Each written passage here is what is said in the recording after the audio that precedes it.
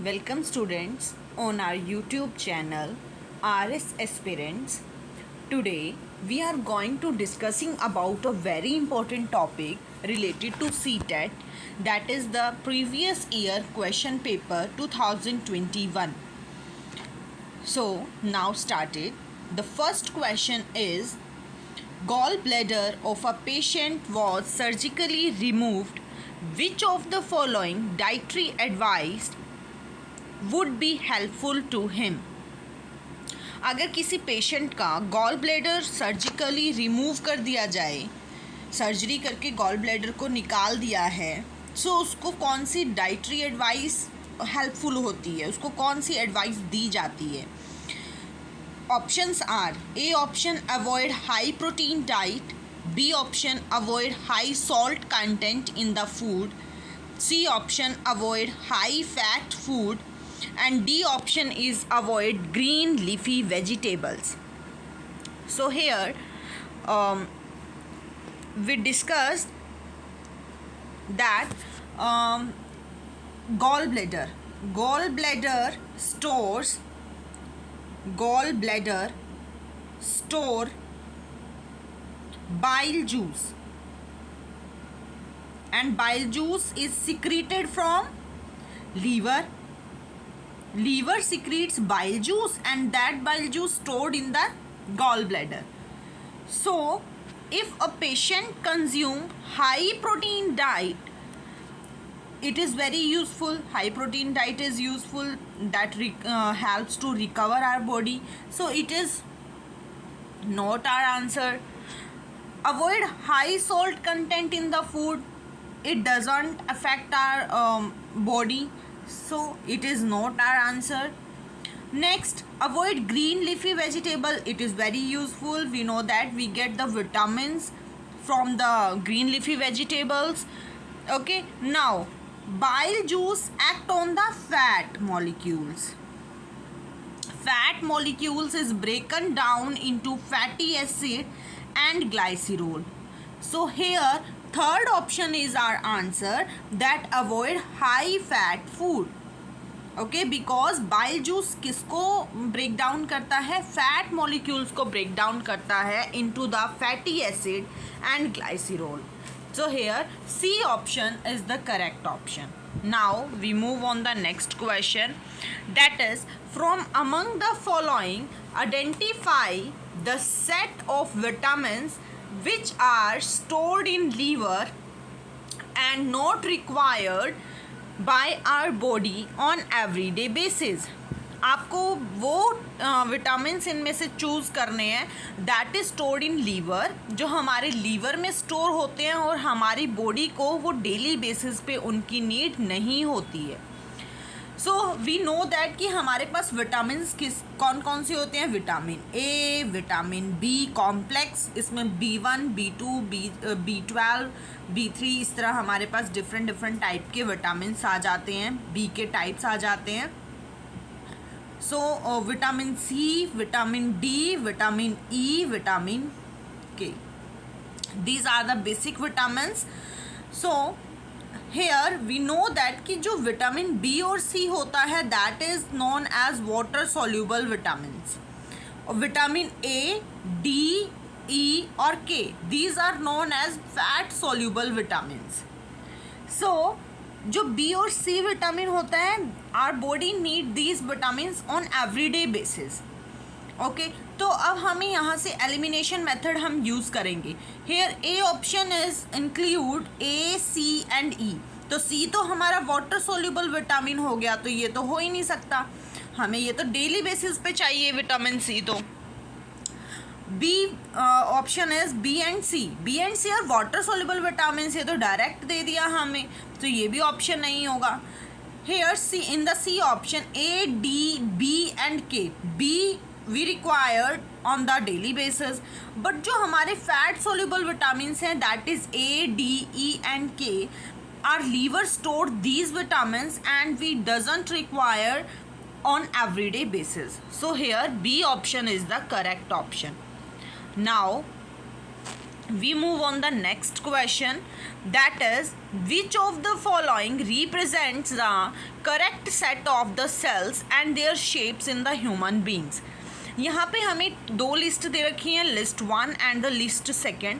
आपको लिस्ट 1 को जिसमें अलग अलग टाइप के सेल्स दे रखे हैं उनको मैच करना है लिस्ट 2 के साथ. सो फर्स्ट हम देखें नर्व सेल. नर्व सेल्स क्या होते हैं, पूरी बॉडी में फैले रहते हैं, ब्रांच्ड होते हैं और लॉन्ग होते हैं. So A option goes with 5.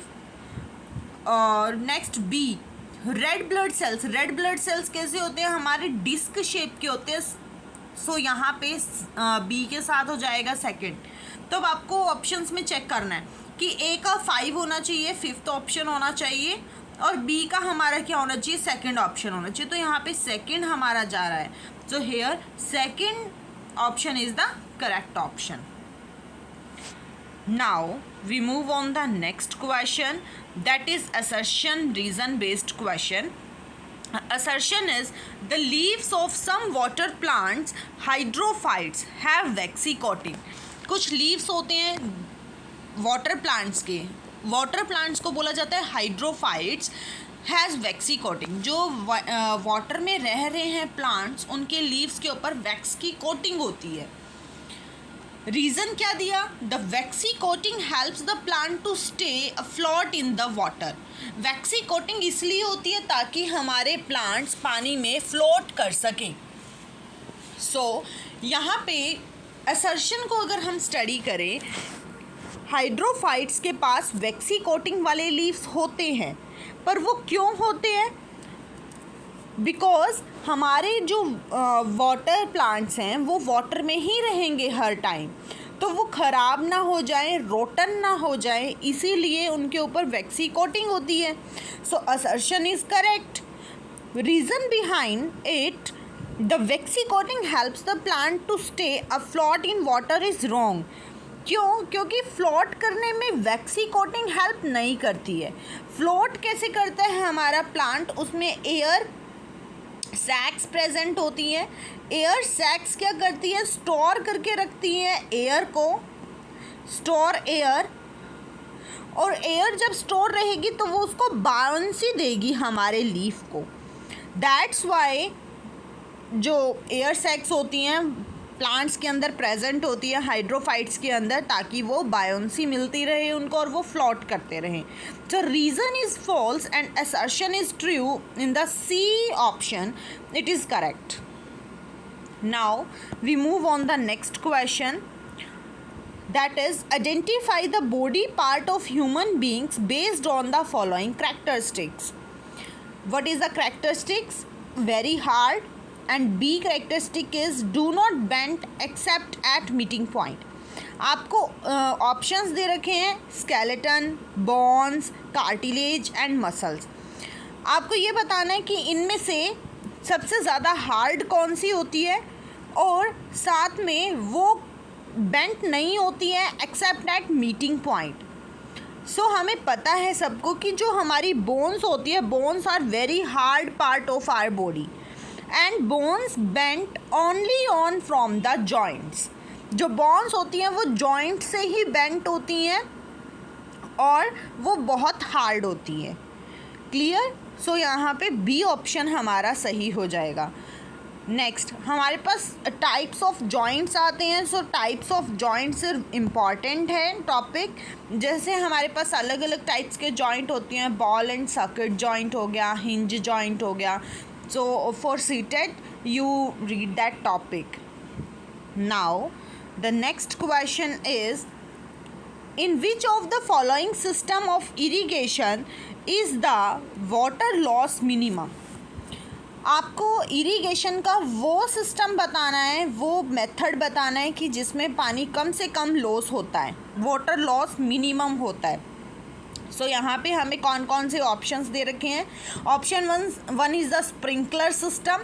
Sprinkler system में क्या होता है, जैसे हमारे फाउंटेन्स होते हैं उस टाइप का ये सिस्टम होता है स्प्रिंकलर सिस्टम.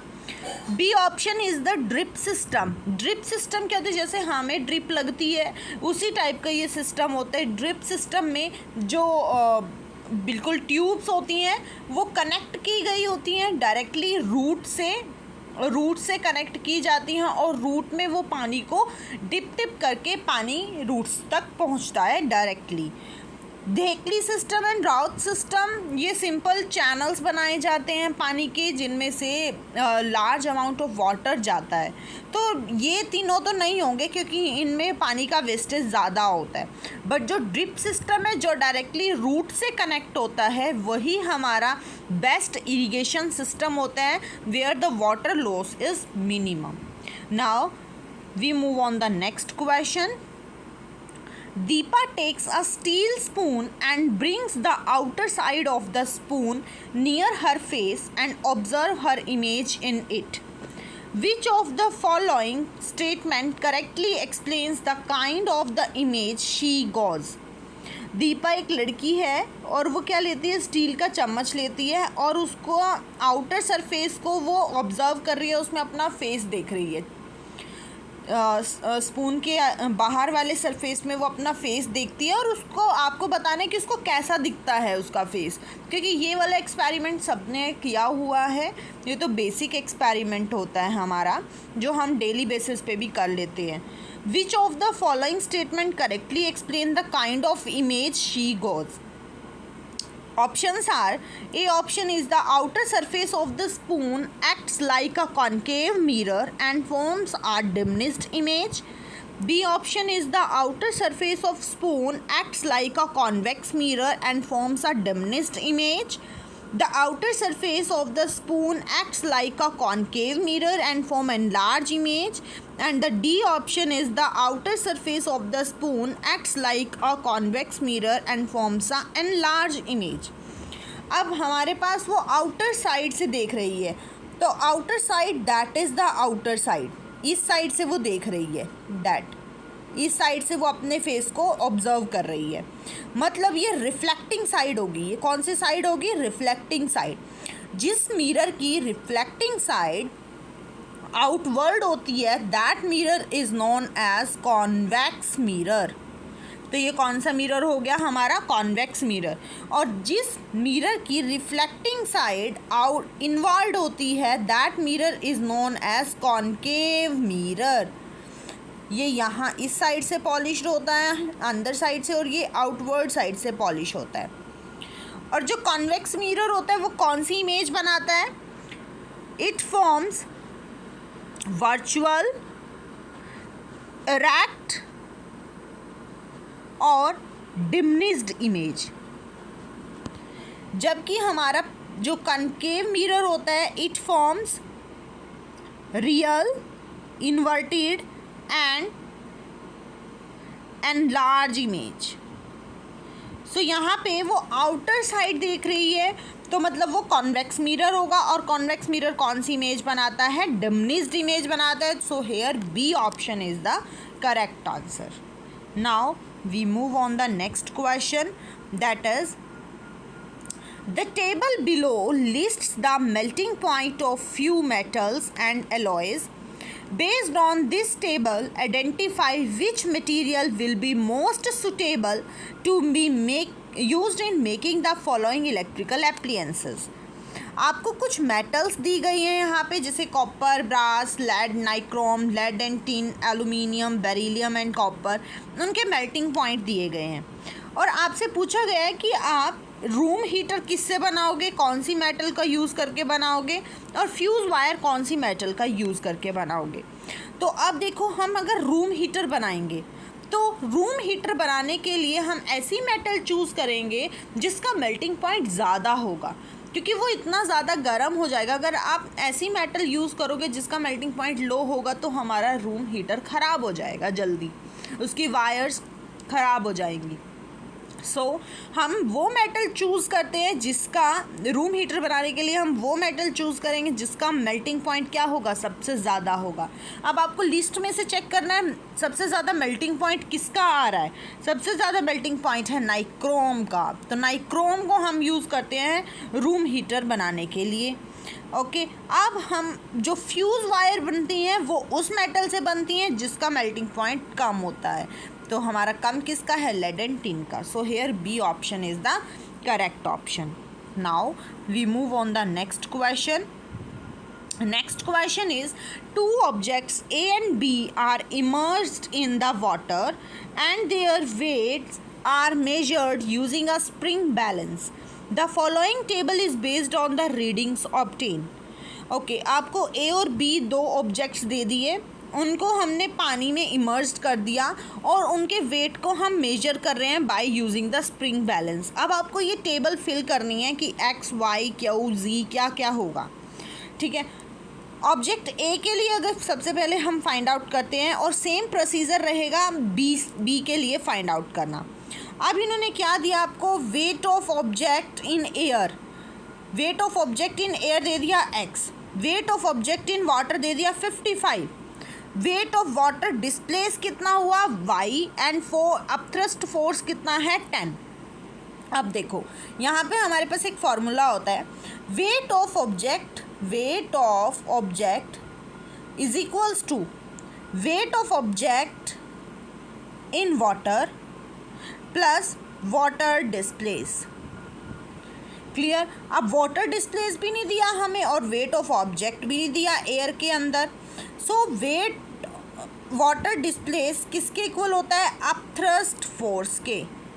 क्लियर. तो यहाँ पे हमें पता है ए के लिए, ए ऑब्जेक्ट के लिए वेट ऑफ वाटर डिस्प्लेस कितना है y और अपथ्रस्ट फोर्स कितना है 10. तो ये दोनों इक्वल होते हैं, तो मतलब y की वैल्यू भी कितनी आ गई 10. अब हम यहाँ से x की वैल्यू निकाल लेंगे. x कैसे निकालेंगे, 55 प्लस 10 कर देंगे तो कितना आ जाएगा 65. ओके, अब हम फाइंड आउट करते हैं b के लिए. आप देखिए आपको अपथ्रस्ट फोर्स कितना दिया है, z दिया है. ठीक है, वो तो हमें फाइंड आउट करना है. और जो z होता है अपथ्रस्ट फोर्स होता है that is equals to the weight of water displace. तो मतलब अगर z हमारा अपथ्रस्ट फोर्स है तो वो किसके इक्वल हो रहा है, वाटर डिस्प्लेस के इक्वल हो रहा है. तो ये भी कितना हो जाएगा 5 हो जाएगा. तो z की वैल्यू कितनी आ गई 5. नाउ अब हमें क्या निकालना है, way of water object in the water, कि वाटर के अंदर उस ऑब्जेक्ट का वजन कितना होगा. तो क्या करेंगे, 80 is equals to Q minus 5, वो सॉरी प्लस 5. अब इस 5 को उधर ले आइए लेफ्ट हैंड साइड, तो 80 माइनस 5 कितना आ जाएगा 75. तो हमारा क्यू कितना निकल गया 75. So here the correct option is x is 65, y is 10, q is 75 and z is 5. So C option is the correct option. Now we move on the next question, that is, read the following paragraph and fill in the blanks with correct option. Every object is attracted by earth with a force which depends on the dash of the object and acceleration due to gravity. हर object earth की तरफ attracted होती है किसी force से, और वो किस पे डिपेंड करती है, डैश ऑफ द ऑब्जेक्ट किस पे डिपेंड करेगी, mass of the object, object के मास पे डिपेंड करती है, और एक्सलरेशन ड्यू टू ग्रेविटी पे डिपेंड करती है. आपको पता है ना F is equals to ma, और a की जगह हम g भी ले लेते हैं, F is equals to mg. तो फोर्स किस किस पे डिपेंड कर रहा है, मास और ग्रेविटी पे डिपेंड कर रहा है. B paragraph is, the dash of the object is equal to the force with which it is attracted towards the earth. The dash means way of the object, जो weight है किसी object का वो किसके equal होता है, to the force with which it is attracted towards the earth. Clear? तो यहाँ पे B क्या हो जाएगा, weight हो जाएगा. However, on the surface of moon, weight जो होता है वो change होता है but mass remains same. So यहाँ पे A होना चाहिए हमारा mass, B is weight, C is weight and D is mass. So here third option is the correct option. Now we move on the next question, that is, a drum produces a low pitch sound while a piano produces a high pitch sound. Reason behind it, the amplitude of the variations of the vibrating objects determines the loudness of the sound. इन्होंने बोला कि एक drum है वो low pitch sound produce करता है, while जो piano है वो हाई पिच साउंड प्रोड्यूस करता है. क्लियर, ये तो ठीक है. रीज़न क्या दे दिया उसका, the amplitude of variation of the vibrating object determines the loudness of the sound. Reason भी करेक्ट है, मतलब जो हमारा लाउडनेस ऑफ साउंड होता है वो डायरेक्टली प्रोपोर्शनल किसके होता है, एम्पलीट्यूड के स्क्वायर के डायरेक्टली प्रोपोर्शनल होता है. स्टेटमेंट्स दोनों सही हैं, पर जो रीज़न है वो असर्शन को करेक्ट एक्सप्लेन नहीं कर रहा है.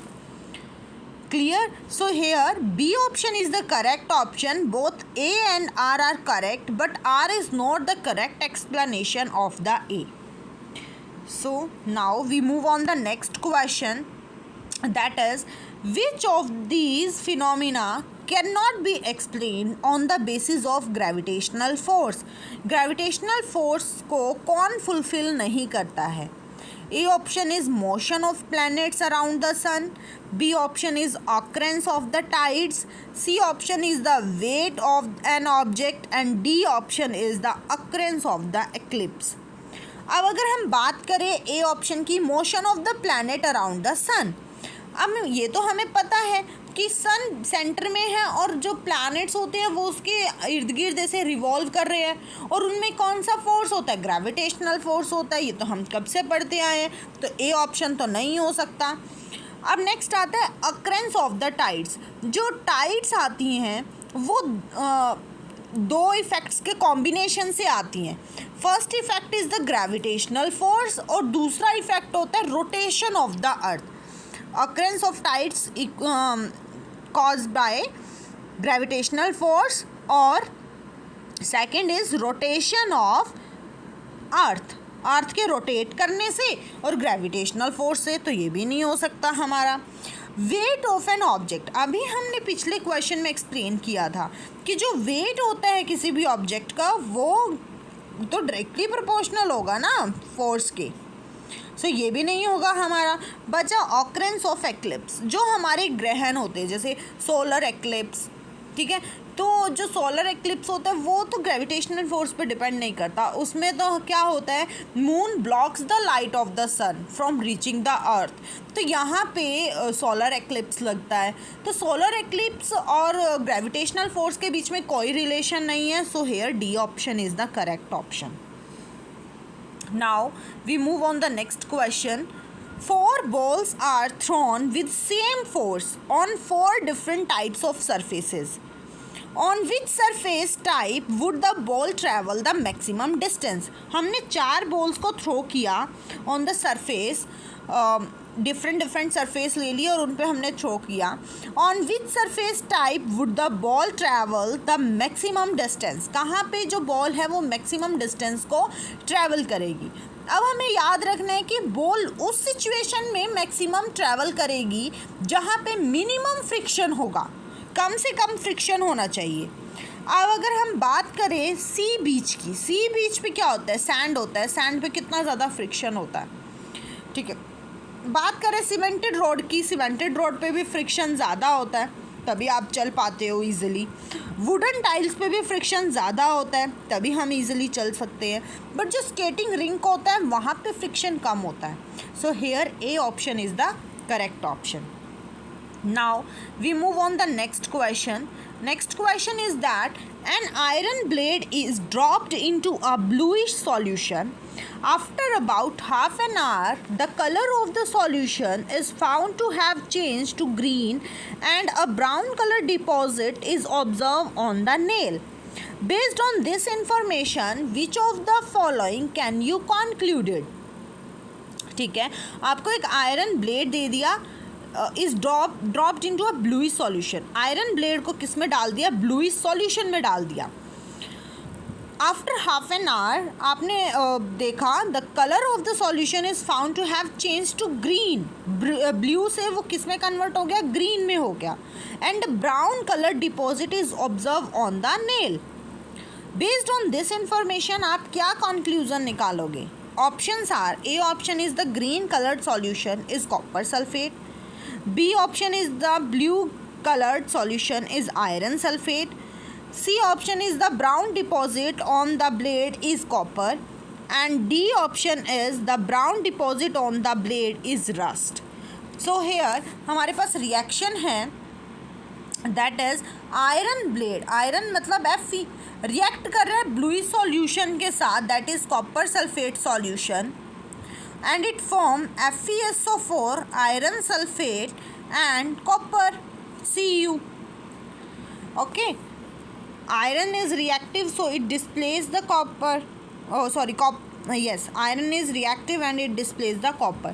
So here when iron nail is dipped into a bluish solution, a brown coating of copper is formed. Brown colour की जो कोटिंग बन रही है वो कॉपर की बन रही है on the surface of the iron. So here the brown deposit on the blade is copper. Now we move on the next question. Naphthalene balls are used to repel the moths and other insects are obtained from. हम naphthalene balls use करते हैं, white colour की naphthalene balls होती है, हम उनको use करते हैं मोथ्स को रिपेल करने के लिए और दूसरे टाइप के इंसेक्ट्स, ताकि हमारे ऑब्जेक्ट्स को ख़राब ना कर दे. वो किससे बनी होती हैं? A option is the coal tar, B option is the coke, C option is the eucalyptus tree and D option is the turpentine. So जो नेप्थलीन बॉल्स होती है वो कोल तार से बनती हैं. It is the form of iron, वो coal tar से बनती हैं. Now we move on the next question. An element A reacts with water to form a solution.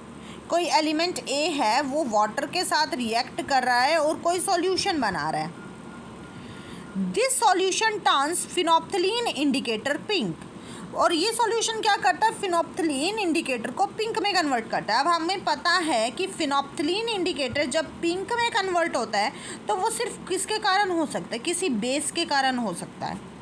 Phenolphthalein acid के साथ तो कोई कलर चेंज नहीं होगा. फिनोप्थलीन जब बेस के साथ रिएक्ट करता है तब वो पिंक में कन्वर्ट होता है. तो मतलब हमें पता चल गया कि ये जो ए होगा ना, ये कोई बेसिक सॉल्यूशन बना रहा होगा. यहाँ पे क्या बन रहा होगा? बेस बन रहा होगा.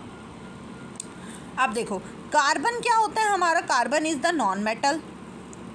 और जब नॉन मेटल वाटर के साथ रिएक्ट करता है तब वो क्या बनाता है? एक एसिडिक ऑक्साइड बनाता है. ये तो एसिड हो जाएगा. अब सल्फ़र की बात करें, सल्फ़र भी नॉन मेटल है. सल्फ़र भी जब वाटर के साथ रिएक्ट करेगा तो एसिडिक सॉल्यूशन बन जाएगा. सिलिकॉन भी क्या होता है? नॉन मेटल होता है और जब ये वाटर के साथ रिएक्ट करेगा तो एसिडिक सॉल्यूशन बना देगा. तो ये तो नहीं होंगे. सोडियम मेटल होती है. सोडियम जब वाटर के साथ रिएक्ट करेगी, सोडियम यहाँ पे Na लिया, वाटर के साथ रिएक्ट कर रही है तो सोडियम हाइड्रोक्साइड NaOH बन रहा है. NaOH क्या होता है? बेस होता है. और यही बेस क्या करेगा? फिनोप्थलीन को पिंक कलर में कन्वर्ट कर देगा. Now here D option is the correct option. Now we move on the next question, that is assertion reason based question. Stifling is applied to prevent the emergence of silk moth and preserve the silk for long period of time in the form of cocoon. Reason behind it, Ashima silk is the silk gathered after silk moth emerge from the cocoon. अब देखिए stifling, ये दोनों statement सही हैं. Stifling is applied to prevent the emergence of silk moth. Yes, stifling क्या होता है? एक ट्रीटमेंट होता है जो हम सिल्क कॉकून को देते हैं ताकि क्या किया जा सके? प्यूपा को डिस्ट्रॉय किया जा सके. प्यूपा को अगर डिस्ट्रॉय कर देंगे तो मोथ बनेगी ही नहीं. तो स्टिफलिंग कैसे किया जाता है? Stifling is done by the sun exposure, या हॉट स्टीम या बॉइलिंग, इनके थ्रू हम स्टिफलिंग करते हैं। और reason is ahimsa silk is the silk gathered after silk moth emerge from the cocoon. ये भी सही है, दोनों स्टेटमेंट सही है। जो अशिमसा सिल्क होती है वो है जो हम सिल्क मोथ जब कॉकून में कन्वर्ट होती है उससे हम निकालते हैं, ये it is a type of a silk. ये दोनों स्टेटमेंट सही है, पर जो रीज़न है बिहाइंड दिस असर्शन वो इसको एक्सप्लेन नहीं कर रहा है। So here B option is the correct option. Now we move on the next question, that is, when an acid react with a base, which of the following are produced? जब कोई acid base के साथ react करता है तब वो क्या बनाता है? एसिड जब बेस के साथ रिएक्ट करता है, पहले पता होना चाहिए, इस रिएक्शन को बोलते हैं न्यूट्रलाइजेशन रिएक्शन। न्यूट्रलाइजेशन रिएक्शन में क्या बनता है? सॉल्ट बनता है, वाटर बनता है और थोड़े अमाउंट में हीट एनर्जी भी रिलीज्ड होती है। So here C option is the correct option. Now we move on the next question, to which of the following can the wilting of plant be attributed to? Wilting of plant आप कैसे होता है wilting of plant, वो बताना है हमें यहाँ पे। ऑप्शंस आर एक्सेसिव ट्रांसपीरेशन, ज़्यादा से ज़्यादा पानी का लॉस होना in the form of water vapours. B option is excessive photosynthesis, ज़्यादा से ज़्यादा फोटोसिंथेसिस होना। C option is excessive absorption of water. D option is excessive absorption of minerals. आप देखिए, एक्सेसिव फोटोसिंथेसिस एक पॉजिटिव वे है। Absorption of water, ज़्यादा पानी एब्जॉर्ब कर रहा है, ये भी पॉजिटिव है। ज़्यादा से ज़्यादा मिनरल्स एब्जॉर्ब कर रहा है, ये भी पॉजिटिव है, ग्रोथ होती है हमारे प्लांट की। बट एक्सेसिव अगर ट्रांसपीरेशन हो रहा है तो ये नेगेटिव पॉइंट हो गया, और यही हमारा ऑप्शन है। सो एक्सेसिव ट्रांसपीरेशन से क्या होता है? विल्टिंग ऑफ द प्लांट होता है। Now we move on the next question, that is, X glands are present in the pear and release hormones which regulates blood pressure. It receives order to secrete hormones from the Y glands. Y also secretes Z hormone. What would be the X, Y and Z respectively? अब आप second line उठाइए, it receives order to secrete hormone from Y gland, मतलब Y gland order दे रहा है कि आपको ये चीज़ सीक्रेट करनी है। तो वाई ग्लैंड क्या हो गया? मास्टर ग्लैंड हो गई जो ऑर्डर दे रही है, मास्टर ग्लैंड। और हमें पता है मास्टर ग्लैंड कौन सी ग्लैंड होती है? हमारी पिट्यूरिटी ग्लैंड। तो मतलब वाई क्या होगा? पिट्यूरिटी ग्लैंड। अब वाई पिट्यूरिटी ग्लैंड 3 में दे रखा है, ए, बी और डी में, तो हमारा सी तो नहीं होगा। ओके, अब इन्होंने बोला कि एक्स प्रेजेंट होता है पेयर में, और पेयर में कौन सी ग्लैंड प्रेजेंट होती है? Adrenal gland. एड्रीनल ग्लैंड हमारी पेयर में प्रेजेंट होती है, किडनी के ऊपर, दोनों किडनी के ऊपर जो प्रेजेंट होती हैं, that is the adrenal glands, और ये पेयर में हो गई, तो हमारा मतलब फर्स्ट ऑप्शन भी कट गया। अब इन्होंने बोला कि वाई एक और हार्मोन सिक्रीट करता है। वाई कौन सा हार्मोन सिक्रीट करता है? ग्रोथ हार्मोन सिक्रीट करता है। So here B option is the correct option. Okay, यहाँ पे जो हमारी एक्स ग्लैंड है, that is the adrenal gland, वो एक हार्मोन सिक्रीट करती है, that hormone is known as adrenaline hormone, और उस हार्मोन को हम स्ट्रेस हार्मोन बोलते हैं, जो क्या करता है? ब्लड प्रेशर वगैरह को रेगुलेट करने का काम करता है। So here B option is the correct option. I hope you understand. If there is any doubt then you mention in the comment section, and thank you.